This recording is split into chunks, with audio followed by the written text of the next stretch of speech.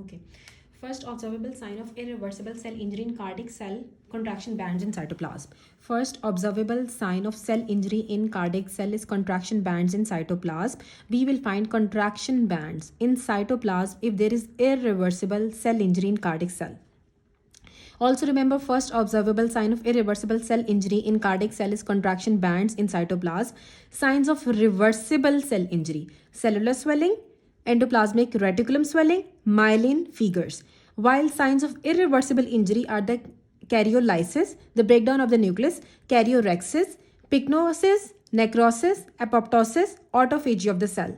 What are the signs of reversible cell injury? Reversible cell injury has cellular swelling and endoplasmic reticulum swelling, myelin figures. What are the signs of irreversible cell injury? Karyolysis, karyorexis, pycnosis, necrosis, apoptosis, autophagy of the cell. Now let's discuss some past MCQs. Every time they test you with a different option, just clear your concept from the theory statements given. Irreversible cell injury and the reversible cell injury. Irreversible cell injury. Most reliable sign of irreversible cell injury is autophagy of the cell. If there is autophagy of the cell, then this is definite that there is irreversible cell injury. Most reliable sign of irreversible cell injury is autophagy of the cell. The patient has MI, myocardial infarction. Angiography was done showing the 90% artery blockage. Signs of irreversible cell injury is karyorexis. Karyorexis is the sign of irreversible injury. Irreversible damage to the nucleus shows as karyolysis. If there is irreversible damage to the nucleus, shown as karyolysis. Regarding the irreversible cell injury, the most important is rupture of cell membrane and the release of the cellular enzymes. Regarding irreversible cell injury, what is the most important? Rupture of the cell membrane and the release of cellular enzymes. Regarding irreversible cell injury, the most important is massive calcium influx. There is massive calcium influx. There is rupture of cell membranes and the release of cellular enzymes. There is karyolysis and there is karyorexis and there is autophagy of the cell.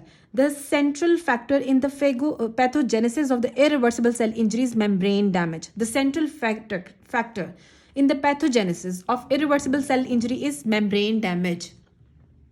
Reversible cell injury. Early signs of reversible cell injury is endoplasmic reticulum swelling. Earliest sign is endoplasmic reticulum swelling. One of the first structural change evident in reversible ischemic cell injury is swelling of the endoplasmic reticulum. First structural change is the swelling of endoplasmic reticulum.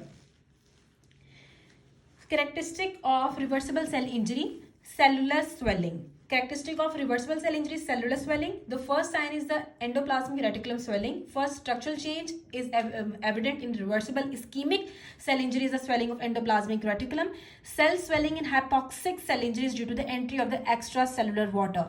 Why there is cell swelling in hypoxic cell? Because there is entry of extracellular water.